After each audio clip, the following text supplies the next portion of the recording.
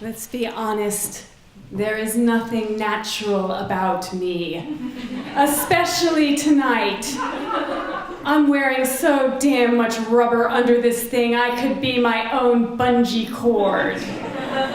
For me, going out in nature is performing under these bright lights. This is freaking me out. At my age, I do my best work in the dark.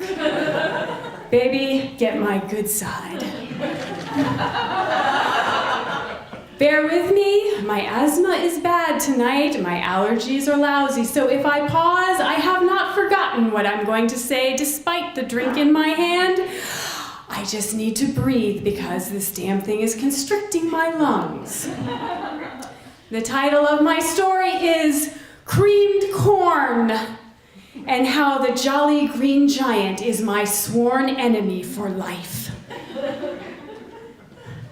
Creamed corn, you may say, Viva la Revolution. I died on the hill that is called creamed corn. I say, Viva la creamed corn, death to the jolly green giant. My mother was the cook. In the 1960s, she loved convenience foods. Unfortunately, they hadn't been invented yet. There was no microwave. There was no food bar at Whole Foods. Woohoo! No, she had a pantry filled with canned foods. By the time I was 12, I had eaten so much canned food, I had eaten more than a senior chief in the Navy who spent his career on a submarine. In the afternoons, I would hear the whir of the can opener, and I'd run in and stare at the picture on the side of the can, always hoping, oh, please God, applesauce, applesauce, applesauce. And yet, it would be something like stewed tomatoes. In my house, there was a rule. This was before we had an epidemic of childhood morbid obesity. It was called, to get dessert, you had to clean your plate. It was the Clean Plate Club.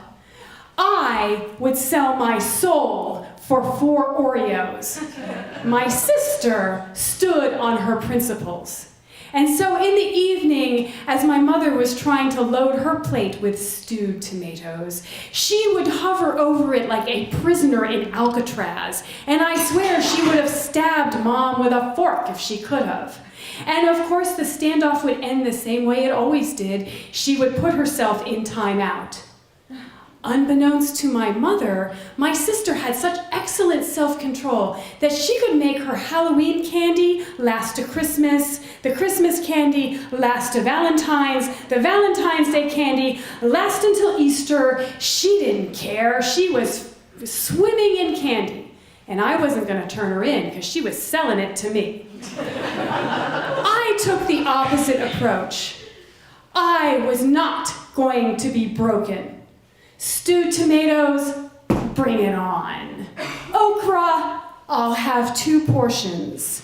Those nasty Harvard beets in the purple snot sauce, that's my favorite, Mom, because damn it, I earned a ho-ho. I got through all those wretched foods until the night we had creamed corn. I heard the can opener go whir, whir, and I went and I saw the side of the can, and I sounded out those words because I was 7 years old and I was smart. Creamed, okay. Ice cream, this could be good. This could be like ice cream corn. I like corn, this is not going to be bad. So when it was heaped onto my plate, I was surprised that it looked and resembled donkey vomit. And worst thing yet, it violated kid rule number 1. The food on your plate must be separated at all times by 1/8 of an inch, or else the entire plate is contaminated and cannot be eaten. And I will need a fresh plate, Mother, do you understand?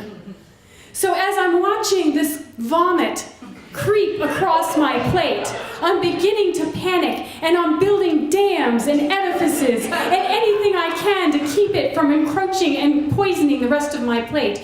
Then I look over at my sister, who never eats anything, and I see her tentatively sniff the plate. And then I see her take her spoon like a conveyor belt, and since she never eats anything, I'm highly suspicious. I don't want to eat this, so I start asking questions. Mother, exactly what is dessert this evening? Because I'm not going to kill myself for angel food cake or Jell-O.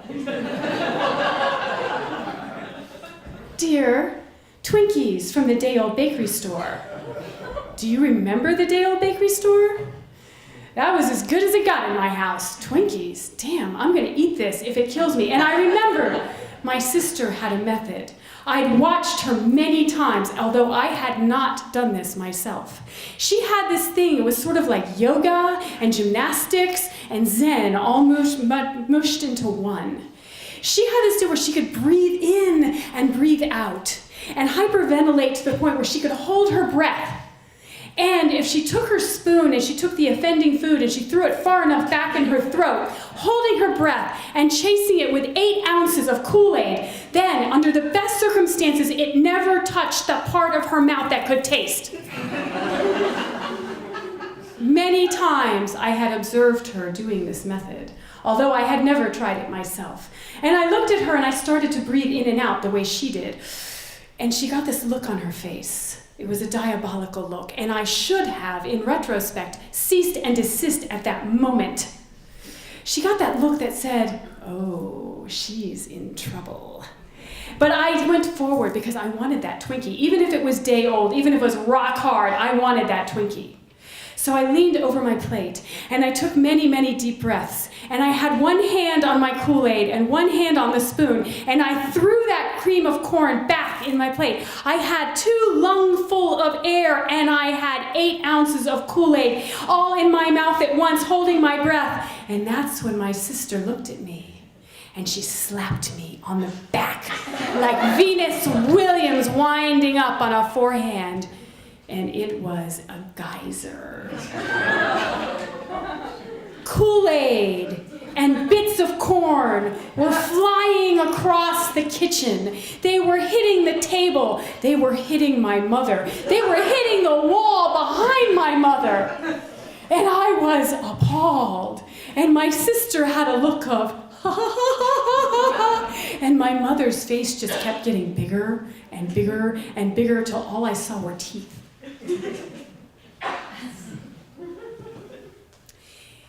It took a long time to clean up that kitchen that night. I had never washed down a wall before. But my sister, God bless her, she sat there and kept me company the whole evening.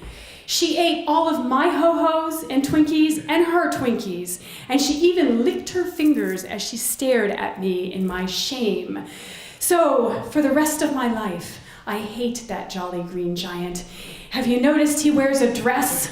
Have you noticed that if you were in the orchard picking apples with him and he reached up, you would be able to see his nipples? I can't stand him.